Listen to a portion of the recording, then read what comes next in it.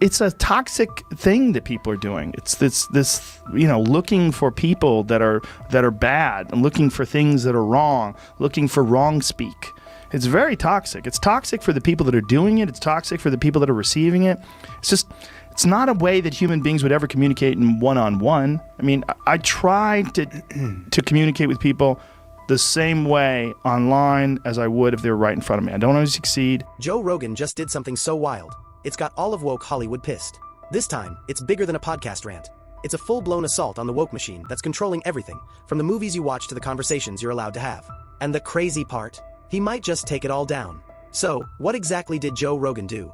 He's been shredding the industry's woke takeover, and it's crazy to think about just how far it's gone. Remember when movies were actually funny? Yeah, those days are long gone, and Joe knows exactly why. He went off on how Hollywood has completely lost its sense of humor. He talks about the glory days. There's two types of older liberals. There's the type that is an old hippie and is oh man, that was cool, you did that. And then there's types that look at you like, well, he wasn't a liberal. No. He used to be a Republican. Yeah. And then he got on MSNBC. Yeah, you gotta go with the money, I guess. Change his panties. Yeah, but it was that was a weird segment. There's something about Mary, Kingpin. They're the classic comedies that made you laugh out loud without worrying about offending someone. Is that a hair gel? Yeah. Great. I could use No, you don't have to. You don't. I just ran out. Now, good luck finding a comedy that even dares to do something unique. Everything's been sanitized, neutered, and dumbed down to fit the woke agenda. Let's start things off with where all this nonsense begins. The universities. Joe Rogan's been calling it for years, warning that the radical ideologies brewing in these schools would eventually spill over into the real world. And guess what? He was right. Remember when Rogan had Brett Weinstein on the podcast? People get very aggressive with it, just like people were super aggressive about the vaccine. I hate seeing people die because they made a poor choice. But there's something insane about how many people were pro-vaccine advocates that were shaming people and angry at people, and now they're dead. And they're not dead because they ran their time and they got old and they died and, it's unfortunate, but it happens to all of us. No, they're dead young. A lot. The guy was a professor at Evergreen State College. And his story? Wild. It was announced by the organizing committee that the situation would be reversed, and they asked white student, staff, and faculty not to come to campus. And that did not at all sit well with me. The college tried to pull this insane stunt where they told all white people not to come to campus for a day, and when Weinstein refused, the woke mob came after him, demanding he resign. We're talking about 50 students he'd never even met, calling him a racist, all because he didn't play along with their new rules. Rogan went off on this, and he's not wrong. This is how woke culture works. It's all about compliance. You don't get to question it. You're either with them, or you're the enemy. And that was just the start. Rogan's been watching as these universities pump out woke warriors, who march straight into Hollywood, corporations, and the media, spreading the woke mind virus everywhere they go. It's a standard maneuver when someone wants to silence someone, when someone wants to put someone in a category that's instantly recognizable. One of the best ones is racist. Take Bill Murray, for instance. Rogan points out how, in every movie, Murray starts off as this cool, sarcastic guy, only to apologize for his attitude by the end, turning into some lovable, woke-approved version of himself. A really uncomfortable person. Mm-hmm. It's almost like too many people paid attention to him for too long, and it freaked him out. I don't know him, but when I see stories about him or interviews with him or any weird controversy that happens with him, I'm almost like, I think the guy just got overwhelmed. It's the Hollywood formula now. Make sure every character is likable and inoffensive, or the movie won't make it past the Twitter mob. But Rogan's favorite comparison? Chevy Chase. Unlike Bill Murray, Chase never bends. His characters stay the same arrogant, sarcastic jerks from start to finish, and that's exactly why people love them. It doesn't stop at comedy. Rogan's got strong opinions about how Hollywood is mangling our favorite franchises. Case in point, The Lord of the Rings. Have you seen what they're doing to Tolkien's masterpiece? Amazon's woke reimagining of The Lord of the Rings has been a disaster, and Rogan's not holding back. I haven't watched the Lord of the Rings thing on Amazon, but I heard it's a fucking disaster. Oh, is it? It's the most expensive TV show ever made. Disaster. He's talking about how woke culture is injecting social commentary where it doesn't belong. You want The Lord of the Rings to be about epic battles, friendship, and good versus evil. Not whatever woke message Hollywood's trying to cram down your throat. The fans? Oh, they're mad, and Rogan's right there with them, calling out how the magic of these beloved stories is being gutted for the sake of ticking woke boxes. But it's not just the Lord of the Rings. Rogan's got a list.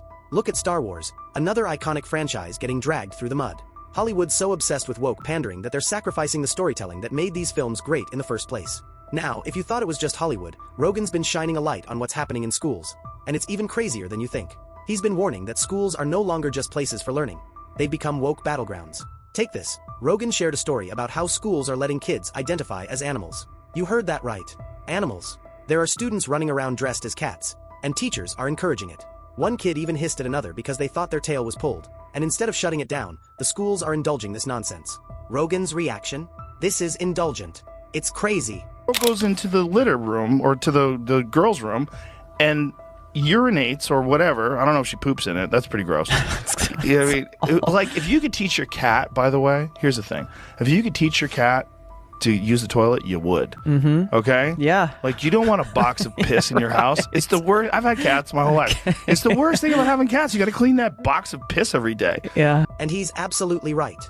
We've gone from teaching kids math and science to letting them pretend they're animals in school. But here's the real crazy part.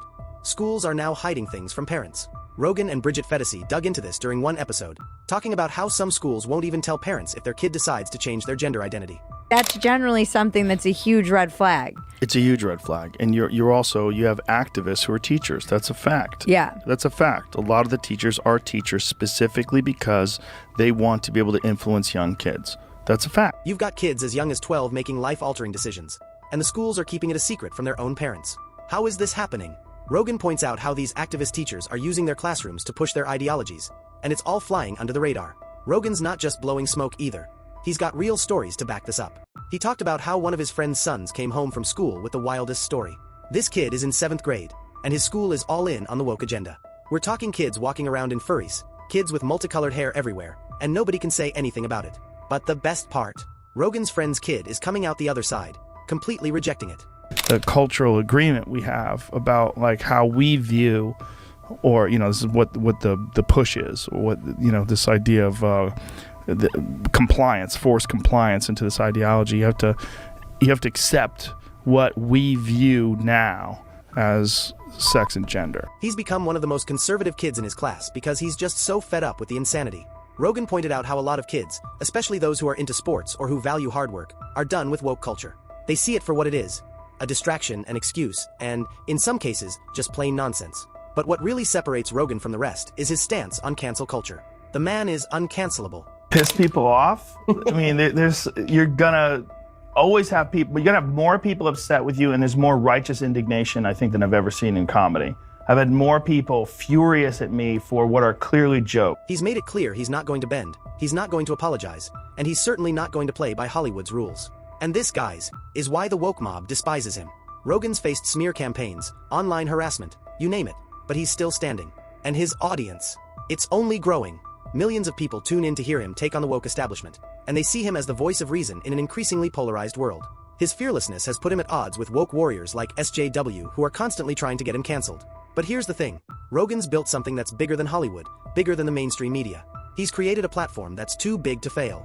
But let's bring it back to Hollywood, because what Rogan's doing is shaking the entire industry. He's not just calling out the wokeness, he's tearing it apart, piece by piece.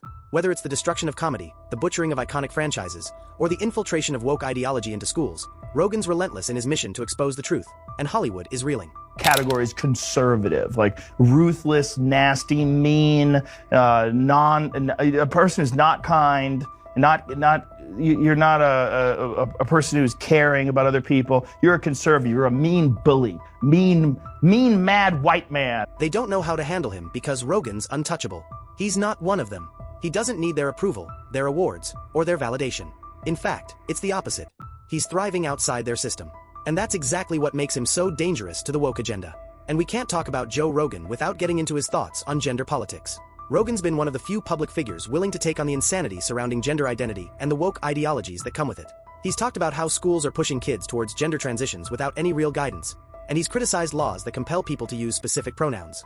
During a discussion with Jordan Peterson, Rogan didn't hold back, calling out how this compulsion is a dangerous form of censorship. Of socialization, or are they biological?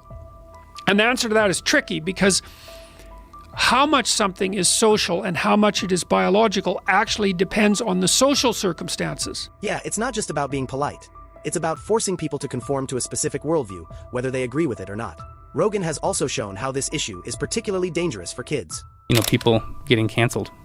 Yeah, it's a strange time in that regard where it seems like no one knows exactly what our cultural framework is anymore for discussing things. And every time it gets pushed further and further along, you have to kind of catch up with what you're allowed to say and what you're allowed to talk about and what's okay. Like, it didn't used to be controversial to say there are two genders. People getting canceled. Yeah, it's a strange time in that regard, where it seems like no one knows exactly what our cultural framework is anymore for discussing things. And every time it gets pushed further and further along, you have to kind of catch up with what you're allowed to say and what you're allowed to talk about and what's okay.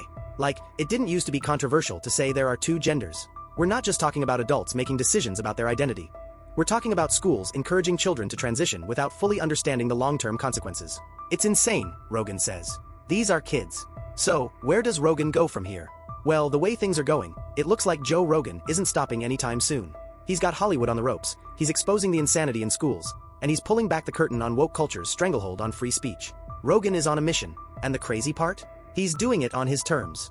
No sponsors, no network execs, and definitely no Hollywood gatekeepers telling him what he can or can't say.